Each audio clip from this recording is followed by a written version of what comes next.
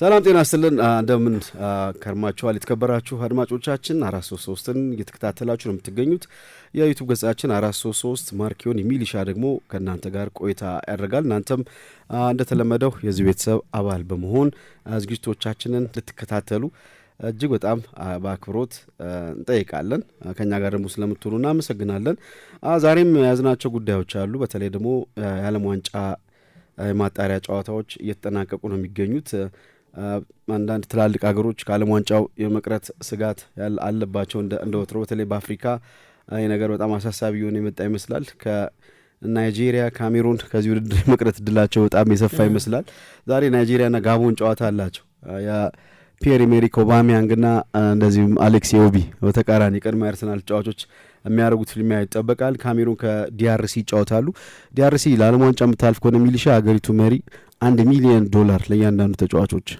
ቃል ገብቷል ግን እንደማያልፉ እርግጠኛ ስለሆኑ ይመስለኛል ምክንያቱም ገና ደግሞ ፕሌይኦፍ ከሌላ አህጉር ጋር ጨዋታለና የሚያልፈው የደፈሩ ይመስለኛል እንጂ አያልፍም ብለው ነው እንጂ ሀብታም ነች ሀገሪቱ ሀብታም ነች ደፍረዋል ከካሜሩን ጋር የሚጫወቱት ግን የአውሮፓው ዞን ደግሞ በጣም ይጠበቃል በተለይ ዛሬ ፈረንሳይ የምታሸንፍ ከሆነ በቀጥታ ወደ ዓለም ዋንጫ ማለፏን ታረጋግጣለች ከዩክሬን ጋር ነው ጨዋታ የምታደርገው በቀላሉ ፈረንሳይ ጨዋታ አሸንፋ ታልፋለች ተብሎ ይጠበቃል ሌላ በጉጉት የሚጠበቀው ግን የጣሊያን ያለችበት ምድብ ነው ግሩፕ 9 ከምድብ 1 ጀርመን ኦልሬዲ ዓለም ዋንጫ ላይ እንደምትሳተፍ የተረጋገጠ ይመስላል ስሎቫኪያ ፕሌይኦፍ ልትገባ ትችላለች ሰሜን አየርላንድና ሉክዘምበርግ እዚህ ምድብ ውስጥ አሉ በግሩፕ ቢ ደግሞ ስዊዘርላንድ እንደዚሁ ወደ ዓለም ዋንጫ የሚያሳትፋትን ትኬት ሙቁረጥ ተዘጋጅታለች ከዛ ውጪ ኮሶቮ ድል አላት ወደ ፕሌይኦፍ የመግባት በሶስተኛው ምድብ ዴንማርክ ምድቡን በ10 ነጥብ የመራች ነው ስኮትላንድ እንደዚሁ 10 ነጥብ አላት በቀጥታ የሚያልፈው ቡድን በቀጣይ ጨዋታዎች ነው የሚታወቀው ፈረንሳይ ዛሬ ይህን ጨዋታ በተለይ ዩክሬን የምታሸንፍ ከሆነ በቀጥታ ወደ ዓለም ዋንጫ ማለፏን ታረጋግጣለች 13 ነጥብ በመድረስ ማለት ነው ብዙ ስለ ፈረንሳይ ስናስብ ስለ ዓለም ዋንጫ ማለፍ ሳይሆን ስለ ቀጣዩ ሻምፒዮን ስለመሆን ነው የምናስበው ከዛ ውጪ በሶስተኛው በግሩፕ ኢ ስፔን ሰሞኑን ከላሚን ያማል ጋር ተያይዞ የስፔን እግር ኳስ ማህበርና ባርሴሎና ሰጣ ገባ ውስጥ ነው የነበሩት ያለ ስፔን ብሔራዊ ቡድን እውቅና ላሚን ያማል መጠነኛ ሕክምና ማድረጉ አግራሞትን ፈጥሯል እዚህ ምድብ ላይ ስፔን 12 ነጥብ አላት ታምር ካልተፈጠረ በስተቀር ከማንም የሚከለክላት የለም ጥሩ ጊዜ ያሳለፈች ያለች ቱርክ የፕሌይኦፍ ተሳታፊ የመሆን እድል አላት ፖርቱጋል ለዓለም ዋንጫ ማለፏን አረጋግጣለች ክርስቲያኖ የመጨረሻ ዓለም ዋንጫ ይሆናል ብሏል በእርግጥም የሚጠበቅ ነው የመጀመሪያው እንደሆነ መጨረሻው ሊሆን እንደሚችል በዛ ላይ አጣጥሏል ዓለም ዋንጫ ማንሳት እዚህ እድሜው ለመጫወት ተነሳሽነቱ እንዴት እንደኖረው ዓለም ዋንጫ መብላት ማለት ምንም በዓለም ዋንጫ ተጫዋች ፕሩቭ ማድረገው ነገር የለም ምን ለማረጋገጥ ዓለም ዋንጫ መውሰድ ላይ የሚያስፈልገኝ ብሏልና እስካሁን የሰራዋቸው ስራዎች በሙሉ ከምን ጊዜ እግር ኳስ ጨዋቾች ቀዳሚው ያደርገኛልና ብሏል 7 ጨዋታ ነች 7 ጨዋታ አሸንፎ ዋንጫ ማግኘት አለማግኘት ያኔ ሌጋሲ ላይ የሚያመጣው ልዩነት የለም ብሏል ከዓለም ዋንጫ ምናልባት ተሳክቶለት ቢወስድና ቀጥሎ ከፒየርስ ሞርጋን ጋር የሚያደርገውን ኢንተርቪው ለማየት የሚያጓጓ ይመስላል ሃንጋሪ እዚህ ምድብ ውስጥ አለች ሚሊሻና ሃንጋሪ እንደዚሁ 5 ነጥብ ነው ያላት በግሩፕ ጂ ኔዘርላንድስ ታላቁ የእግር ኳስ ሀገር እንደዚሁ አንደኛ ሆና የማለፍ እድሏ በእጇ ያለ ይመስላል አሁን ትልቁ ጥያቄ በግሩፕ አይ ኖርዌይ ጣሊያን እስራኤል ኢስቶኒያና ሞልዶቫ ይገኛሉ ሚሊሻና እዚህ ምድብ ውስጥ ያሉትን ቡድኖች ነጥብ ስንመለከት ኖርዌይ 18 ነጥብ አላት በጣም 6 ጨዋታ አድርገው ሁሉም ያሸነፈው ኖርዌይ አሸንፏል እና አርሊንግ ሃላንድ የዚህ የዓለም ዋንጫው የከፍተኛ ጎል አስቆጣሪ አርሊንግ ሃላንድ በዚህ 12 ጎሎች አስቆጥሯልና ምን ያህል ጥሩ ጊዜ እያሳለፉ እንደሆነ የኡደጋርድና የሃላንድ ኖርዌይን እያየን ነው 29 ጎል በ6 ጨዋታ አስቆጥረዋል በጣም 3 ጎል ብቻ ነው የተቆጠረባቸው ማለፋቸውን ያረጋግጡ ይመስለኛል የዛሬን ጨዋታ በተለይ ኖርዌይ ማሸነፍ የሚችል ከሆነ ጣሊያን ጨዋታን ብታሸንፍም ይሆን በጣሊያን በሚላን የሚደረገው ሁለት ቡድኖች ጨዋታ ጣሊያን በብዙ ጎሎች ማሸነፍ አለባት ይመስለኛል ምክንያቱም በመካከላቸው የ16 ጎል ልዩነት በጣም ጣሊያን አጣብቂኝ ውስጥ ነው ያለችው ኖርዌይ ምናልባት ዛሬ የምትሸነፍበት መጠን 5-4 4-0 ነው ከዛ በቀጣይ ጣሊያን ደግሞ በዚህ መንገድ ይሄንን ሁሉ ጣሊያን የዚህ ሁሉ አጣብቂኝ ውስጥ የከተታት የመጀመሪያውን ጨዋታ ኦስሎ ላይ 3-0 መሸነፏ ነው ለሉቻኖ ስፓሌቲ መሰናበት ምክንያት ነው ከዛ ጋቱሶ ነው የመጣው አሁን ጣሊያን በዓለም ዋንጫ ከተጫወተች 2 ዓለም ዋንጫ አልፏታል። የሩሲያውና የካታሩ ዓለም ዋንጫ አልፏታል። በዓለም ዋንጫ ኖክአውት ጥሎ ማለፍ ላይ ደግሞ ከተጫወቱ ኦልሞስት ስንት ዓመት አለፋቸው? ከ2014 ጀምሮ ደግሞ ጣሊያን ኖክአውት የሉም፣ ሁለቱ ላይ የለችም። 2014 ከምድባቸውም አላለፉ። 2010 በስሎቫኪያ የተሸነፉበት የመጨረሻ ጨዋታቸው እና ለታላቁ የእግር ኳስ ሀገር ይሄ በጣም አሳፋሪ ሪከርድ ነው ለጣሊያን። እና ባለፉት ዓመታት በተለይ አሰልጣኞቹ ተዋርደው ነው ከዚህ ቡድን የወጡት። 2020 ላይ ሮቤርቶ ማንቺኒን ዋንጫ ካነሳ በኋላ ወደ ዓለም ዋንጫ መምጣት አለመቻላቸው በጣም ያስገርማል። እና ድሮ ፕሮግራማችን ላይ ታስታውሳለህ ስለ ጣሊያን ያነሳነው ብዙ ታሪክ አለና ያን ፕሩቭ ያደረገ የጣሊያን ብሔራዊ ቡድን የተመለከት ነው። እና አሁንም ይሄ ቡድን ወደ ፕሌኦፍ የመግባት እድል አለው፣ ምንም ጥያቄ የለውም።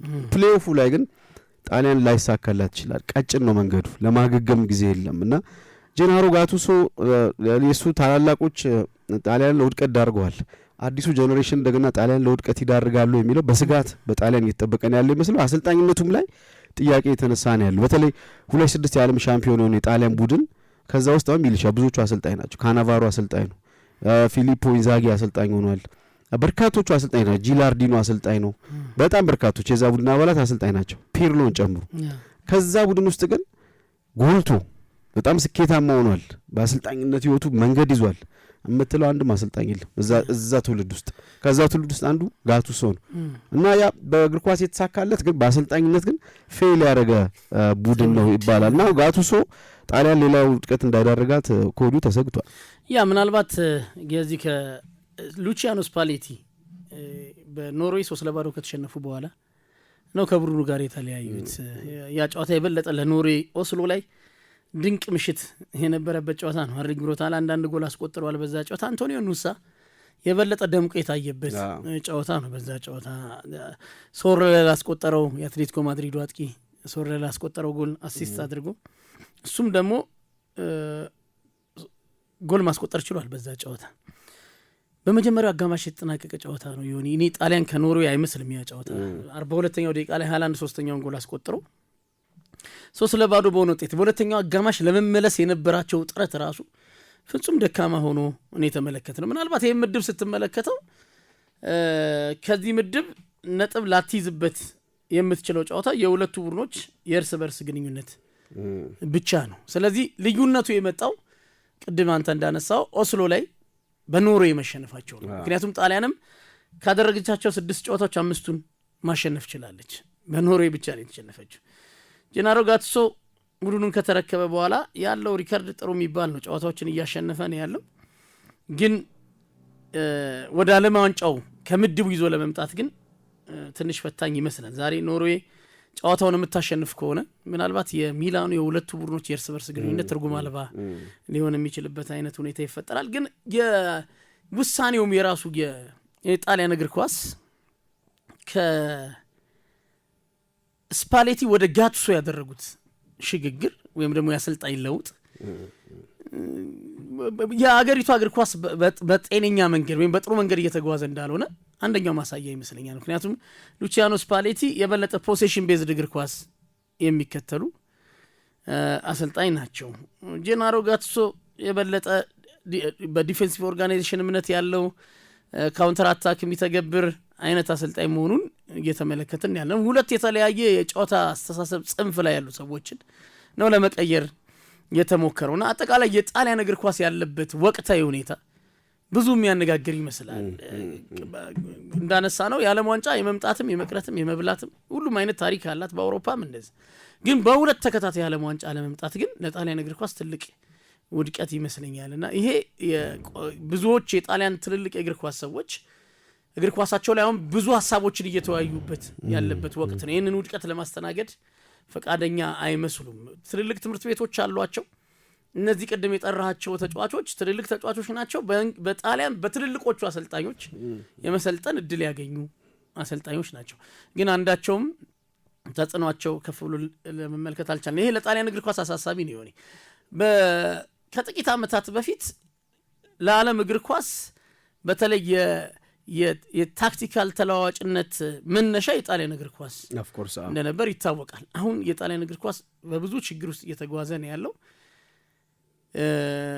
ጄናሮ ጋቱሶ ይህን ቡድን ወደ ዓለም ዋንጫ ማሳለፍ የሚችልበት እድል ጠባብ ነው። ምናልባት በፕሌይኦፍ እንኳን ይህን አሳክቶ ማለፍ ቢችልም ጣሊያን ግን ስለ እግር ኳሷ ማሰብ የምትገደድበት ሁኔታ ላይ ተመስላለች።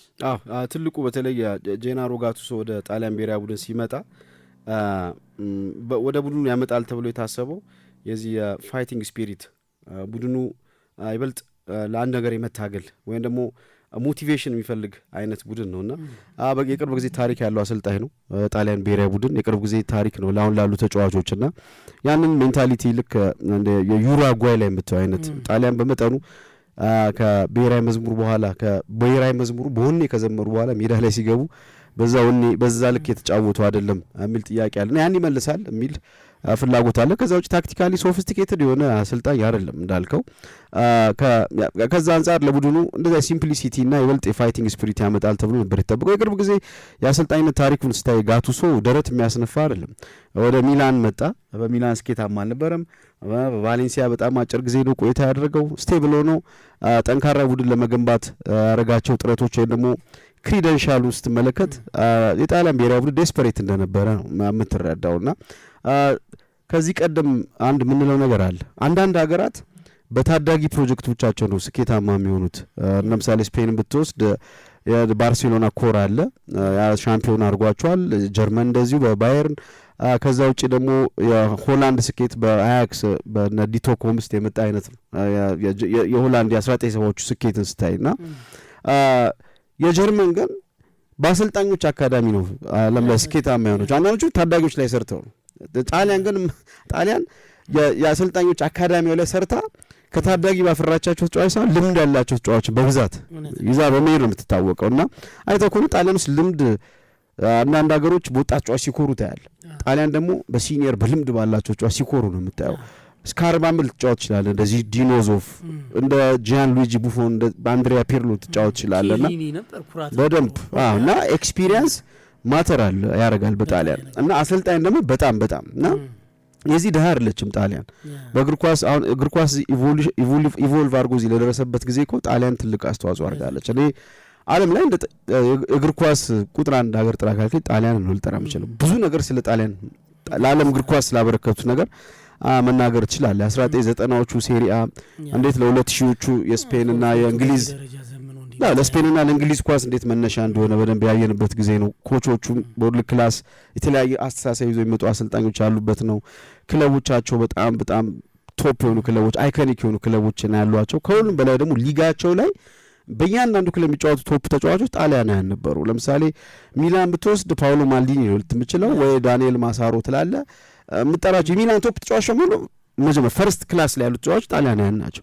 ኢንተርን ብትሄድ የምጠራው ቤርጎኒ ነው የምጠራው። ኢንተር ብትሄድ የጣሊያን ተጫዋች ነው። ሮማ ብትሄድ ፍራንቼስኮ ቶቲ፣ ቪቼንዞ ሞንቴላ፣ ዳንኤል ደሮሲ ነው የምትሄድ። ላዚዮ ብትሄድ እንደዚሁ ሁሉም የጣሊያን ክለቦች ላይ ቶፖች ተጫዋቾች ጣሊያናውያን ናቸው። አሁን አንዱ ጋቱሶ ያነሳው ፖይንት በእያንዳንዱ የሴሪያ ክለብ ውስጥ ከዚህ ቀደም የነበሩ ኢንፍሉዌንሻል በተለይ የሜዳ ክሪቲካል ትሬኳርቲስታ ጣሊያኖች የሚወዱት ፊት ላይ 9 ቁጥር ቦታ ላይ ዲፌንስ ላይ ግብ ጠባቂ ላይ የምታያቸው በጣም ቶፕ የሆኑ ጣሊያናውያን ተጫዋቾች ነበር። በግብ ጠባቂ እንኳን ካየው የቅርብ ዓመታት ከነ 90ዎቹ ዋልተር ዜንጋ ጀምረ አንጀሎ ፔሩዚ፣ ጃንሉካ ፓሊዮካ፣ ቶልዶ፣ አሁን ቡፎን መጣ፣ አሁን የዶናሩማ አለ። ግን ጣሊያን ብዙ የዶናሩማ አሏት ወይ ካልካውን የላት። በፊት ቡፎን እያለ ቶልዶ እኮ አይመረጥም። ማርቼጃኒ ባለው በረኛ ከላዚዮ አይጫወትም ነበር። ፓብሊካንና ፔሩዚ ዘመናቸው አንድ ነው። ሁለቱም እኩል ኳሊቲ ያላቸው ናቸው። የነሱ ስም ጎላ እንጂ በየክለቡ አሁን ሉካ ቡቺ፣ ታግሊያላቴላ በጣም ቶፕ ግብ ጠባቂዎች ነበሩ። ግን በቃ ክላስ ያላቸው ደግሞ ነጥሮ ይወጣሉ። አሁን ኢቭን እዛ ቦታ ላይ ከዶናሩማ ውጪማ ቶተናም ያለው ቪቼንዞ ቪካሪዮ ነው፣ ጊሌሞ ቪካሪዮ ነው የምጠራውና በየኤሪያው ላይ በእያንዳንዱ ሜዳ ክፍል ላይ ድሮ የምጠራቸው ቶፕ የነበሩ የጣሊያን ስሞችም አሁን በጣሊያን ሲሄድ ሚላን ብለህ ልጠራ የምችለው ለምሳሌ ራፋኤል ሊያው ነው የምጠራው ወይም ክርስቲያን ፑሊሲክ ነው የምትለው። ዩቬንቱስ ብለህ ጣሊያን ተጫዋቾችን አጠራም። በፊት ዴልፔሮ ነው የምጠራው።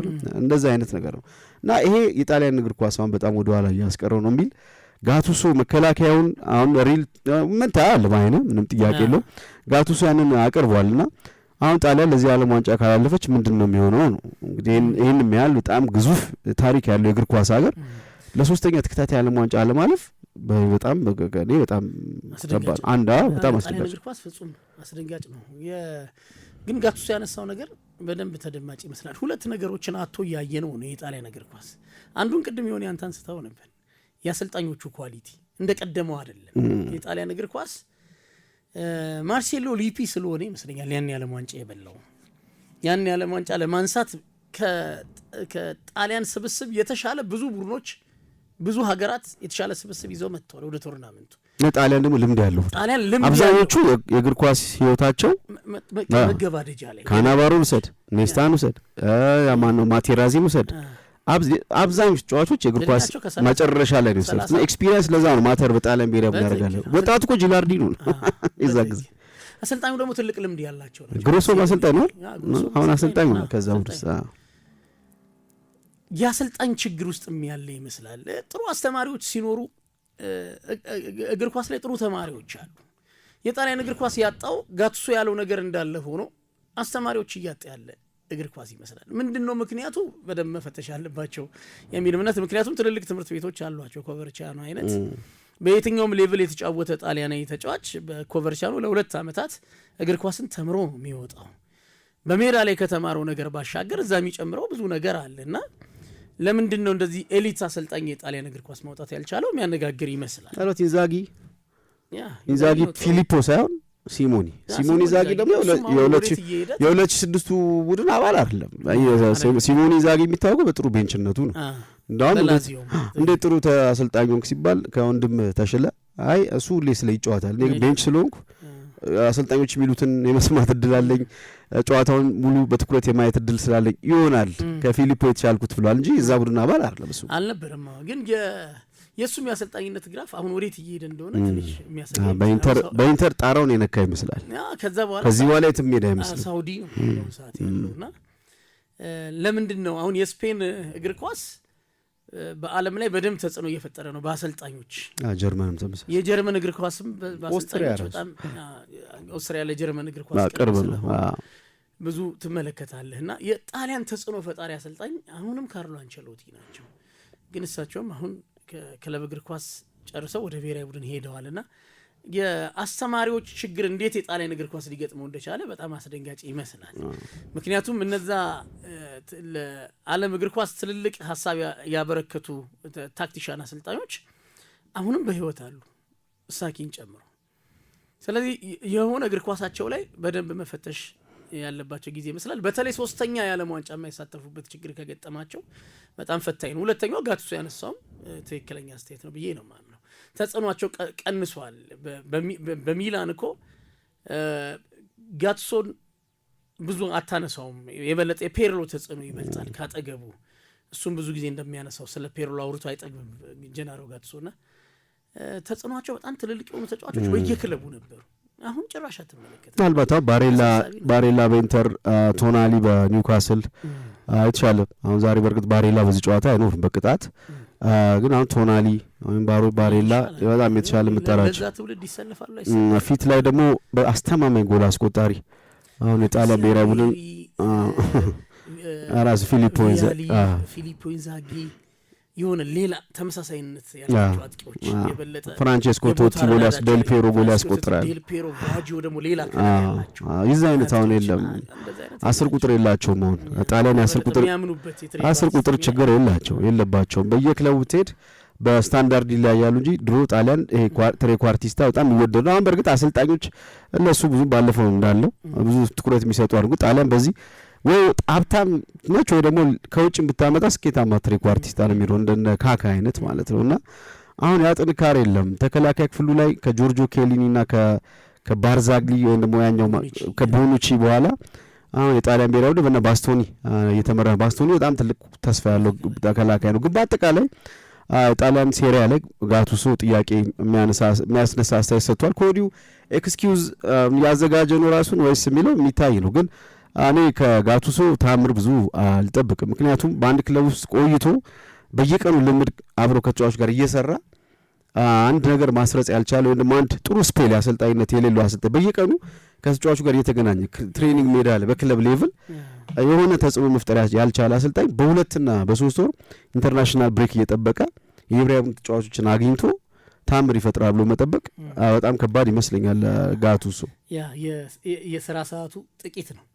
ያ የበለጠ ተጫዋቾች ለዚህ ነው ይጎለብቱ ማድረግ ለሞቲቬሽን የመጣው የሚመስል ለዚህ ነው። ታክቲካሊ አሁን ምንም አይነት ለማስረጽ ጊዜ አይኖርም ናሽናል ግን የቲም ሞቲቬት ማድረግ አንደኛ ጋቱሶ የሜዳ ላይ ኳሊቲ ሜዳ ላይ ባህሪ የቡድን ጓዶች እንዲነቁ ያደርጋል። አንዳንዴ እንትኑ ዶዙ አንዳንዴ በስቶ ይገነፍላል እንጂ ለቡድን የሚሰጠው አድቫንቴጅ አለ።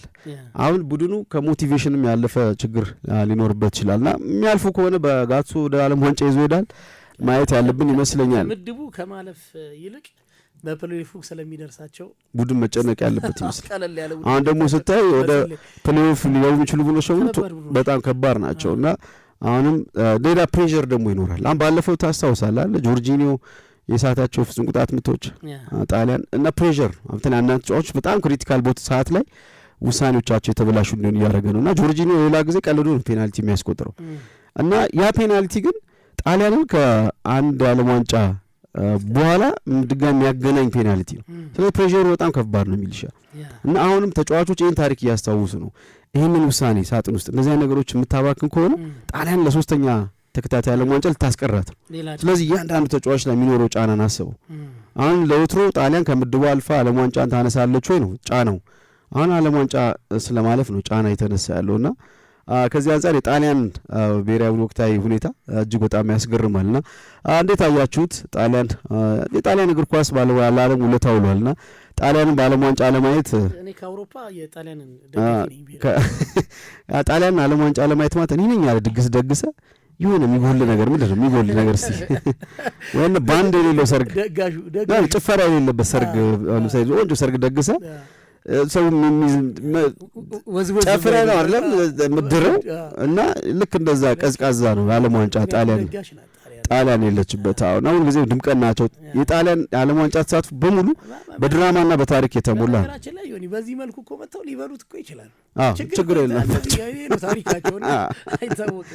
መውደቅ መነሳት ለጣሊያን።